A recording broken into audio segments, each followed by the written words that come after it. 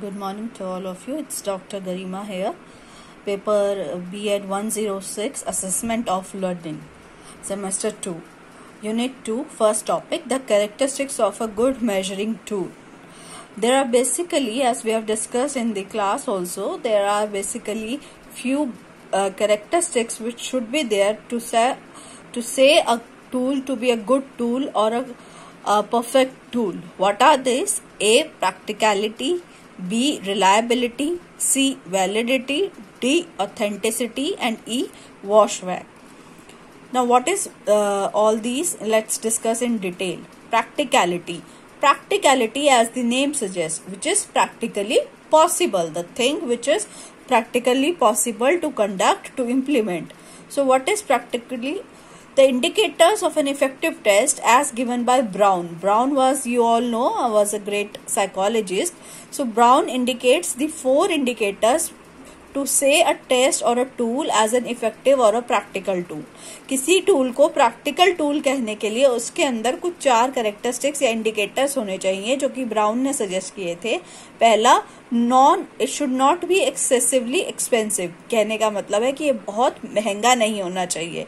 Second, administrative with appropriate time constraint. आप सबको पता है we have certain time constraint in the school. School में बहुत सारा सिलेबस हमें कंप्लीट कराना होता है, month wise, week wise, semester wise and year wise. So हमारा पूरा एक ईयर प्लान, एनुअल प्लान चलता है. तो उस टाइम कंस्ट्रेंट्स हमारे साथ रहते हैं. उन्हीं टाइम कंस्ट्रेंट्स में जिस टेस्ट को हम प्रैक्टिकली कंडक्ट कर पाए, that test is called a practical और an effective test. Third, relatively easier to administer. Administer का मतलब है इम्प्लीमेंट करना, क्लास में लागू करना. A test which is easy to implement is called a practical test. Fourth indicator is clear scoring and evaluation procedure. यानी कि उसकी स्कोरिंग करना, उसको इवेल्युएट करना जो है प्रॉपरली क्लियर हमारे पास मेंशन हो. It should have a clear scoring की कि बच्चे ने एक क्वेश्चन में आंसर किया है और उस आंसर के अगर 2 पॉइंट्स रिक्वायर्ड हैं तो अगर वो दोनों पॉइंट देता है तो उसके कितने मार्क्स होंगे, 1 पॉइंट देता है तो कितने मार्क्स मिलेंगे, और अगर दोनों ही पॉइंट गलत हैं तो क्या रहेगा.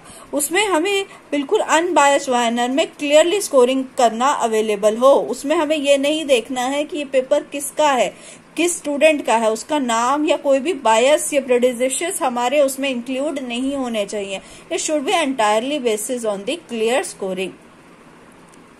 Next, there are certain other indicators which are given by Cohen. Cohen was also a great educationist, and in 2005 he considered certain things कि एक टेस्ट को प्रैक्टिकल टेस्ट या प्रैक्टिकल कैरेक्टरिस्टिक उसका किस चीजों से, किस सिचुएशन से डिफाइन किया जा सकता है. 1, that the room should has adequate ventilation, light and acoustics. यानी कि जिस रूम में हम टेस्ट कंडक्ट कर रहे हैं वहां पर प्रॉपर वेंटिलेशन की फैसिलिटी होनी चाहिए, प्रॉपर लाइट की फैसिलिटी होनी चाहिए और प्रॉपर साउंड अवेलेबल होनी चाहिए. प्रॉपर साउंड का मतलब है कि बाहर की साउंड्स जो हैं, शोर वहां पर डिस्टर्ब ना करे, और टीचर की जो आवाज है वो हर बच्चे तक क्लियरली पहुंचनी चाहिए. Second, the test administrator has good facility to administer the test. यानी कि जो भी टेस्ट एडमिनिस्टर कर रहा है, बेसिकली स्कूल्स में टीचर्स, वी पीपल आदि, teachers are the persons who conduct और एडमिनिस्टर द टेस्ट. तो उनके पास सारी फैसिलिटीज अवेलेबल होनी चाहिए. The proctors of the test are able to build a positive ambience towards the test takers. यानी कि जो टीचर टेस्ट कंडक्ट कर रहा है वो स्टूडेंट्स के साथ एक पॉजिटिव रेपो जो है सीख कर पाए, उसको उनके अफेक्टिव डोमेन को रीच कर पाए. अफेक्टिव डोमेन क्या है? You all know affective domain is something related to your heart, related to your feelings, related to your emotions. Fourth, there is considerably enough time to administer the test. Test consider करने के लिए sufficient time available होना चाहिए. And there is training for the proctors to administer the test. जो भी test conduct कर रहा है उसको प्रॉपरली ट्रेंड होना चाहिए कि टेस्ट को कैसे कंडक्ट करना है, सिटिंग अरेंजमेंट कैसे रखना है, कैसे इंस्ट्रक्शंस देनी है, कैसे क्वेश्चन जो है एक्सप्लेन करना है, कैसे कलेक्ट करना है शीट्स को. तो उसके पास उसकी पूरी ट्रेनिंग होनी चाहिए. फॉर एग्जाम्पल, फॉरेन लैंग्वेज के टेस्ट होते हैं. There are certain other different languages test like TOEFL, IELTS, तो इस सिचुएशन में प्लेसमेंट टेस्ट होते हैं, डेली टेस्ट होते हैं, मिड टर्म टेस्ट होते हैं, फाइनल टेस्ट होते हैं, तो सबकी जो है हमें कॉस्ट डिफरेंट पड़ती है, ठीक है। From the cost point of view most costly test जो है इकोनॉमिकली कंडक्ट किए जा सके। ड्यूरेशन ऑफ द टेस्ट जो है लॉन्गेस्ट से शॉर्टेस्ट वन की तरफ अरेंज की जाती है। Level of easy to complete, example क्या होता है, complicated to simple one, right, में अरेंज होना चाहिए। और scoring process it should be properly arrange. Now we come to the second characteristics of a good test called reliability. Reliability क्या है? Reliability is a good evaluation instrument must be reliable. Reliable का क्या मतलब है? It should be consistent and dependable. Consistent and dependable meaning that the instrument yield similar score for the same students or the group for different times. मैं class में भी बहुत बार आपको बता चुकी हूँ, वी हैव डिस्कस कि टेस्ट कौन सा टेस्ट रिलायबल है। रिलायबल हम किसे बोलते हैं? जिस पर हम भरोसा कर सके, यानी कि जो हर सिचुएशन में भरोसेमंद साबित हुआ हो। तो एक टेस्ट को हम रिलायबल तब बोलेंगे जब उस टेस्ट के जो स्कोर्स हैं वो कंसिस्टेंट रहे, यानी कि लगभग सेम रहे सिमिलर सिचुएशन में। यानी कि क्लास 6 के स्टूडेंट्स पे फॉर एग्जांपल अगर टेस्ट कंडक्ट किया गया है तो क्लास 6 के स्टूडेंट्स पे वो टेस्ट अगर समर्स में एडमिनिस्टर किया गया हो, विंटर में एडमिनिस्टर किया गया हो, साउथ इंडिया में एडमिनिस्टर किया गया हो या नॉर्थ इंडिया में इंस्पेक्टेड किया गया हो, हमारे स्कोर्स जो है लगभग सेम आने चाहिए, ठीक है। For example student A takes a test on Thursday and he scores 80 out of 100। एक बच्चे को थर्सडे को टेस्ट दिया गया, उसने 80 मार्क्स स्कोर किए 100 में से, और नेक्स्ट डे उसको दोबारा वही टेस्ट किया गया तो उसके लगभग 80 ही आए। So perfect similarity although it's not possible कि हर बार ही 80 आए, because we are human beings और ह्यूमन बींग्स हमेशा एग्जैक्टली सेम वे में बिहेव नहीं करते। बहुत सारे सर्कमस्टांसेस भी होते हैं, हमारी तबीयत ठीक नहीं है, हमने पढ़ाई अच्छे से की है या हम लेट पहुंचे या हमारे हाथ में दर्द था, पूरा नहीं कर पाए, तो देयर आर वेरियस रीजंस। तो एग्जैक्ट सेम नहीं लेकिन लगभग सेम रिजल्ट्स आने चाहिए। Now, what are the factors that affect the reliability? Factors क्या हैं जो हमारी रिलायबिलिटी को अफेक्ट कर सकते हैं, यानी कि प्रभावित कर सकते हैं। पहला है स्टूडेंट रिलेटेड रिलायबिलिटी। बच्चा बीमार है, टेम्परेरी इलनेस है, फटीग है, थका हुआ है, साइकोलॉजिकल कुछ प्रॉब्लम है या कुछ उसका बैड डे था आज। Second is rater reliability. Rater यानी कि जो स्कोर कर रहा है, स्कोरिंग कर रहा है, उसकी रिलायबिलिटी, ठीक है। तो उसकी रिलायबिलिटी में क्या में भी हो सकता है उसने स्टैंडर्डाइजेशन के लिए सेम मेथड ना अप्लाई किया हो, ह्यूमन एरर आ गया हो, उसने कोई अपना पर्सनल बायस अप्लाई कर दिया यानी कि फेवरिज्म कर दिया। Second is intra rater reliability. Intra rater reliability का मतलब है कि सेम क्राइटेरिया यूज नहीं किया, बायस आ गया, गुड और बैड हो गया। So there are certain reason जिसकी वजह से रिलायबिलिटी अफेक्ट हो सकती है। Third main reason is test administration reliability, यानी कि रिलायबिलिटी ऐसी सिचुएशन में है कि जब हमने टेस्ट कंडक्ट किया तब लाइट की प्रॉब्लम थी या रिटर्न फॉर्म में कुछ प्रिंटिंग मिस्टेक थी जिसकी वजह से स्कोर्स हमारे डेविएट कर सकते हैं। And last is test reliability. Test reliability is कि जो टेस्ट में कुछ कमियां हो सकती है, nature of the test, test बहुत लंबा था तो विद इन टाइम लिमिट पूरा ही नहीं हो पाया, so there are some measurement errors which could affect the reliability of a test. Then comes the validity. Validity क्या है? Validity is the extent to which inference made from assessment results are appropriate, meaningful and useful in terms of the purpose of the assessment. This is a definition given by Groundland as cited in Brown.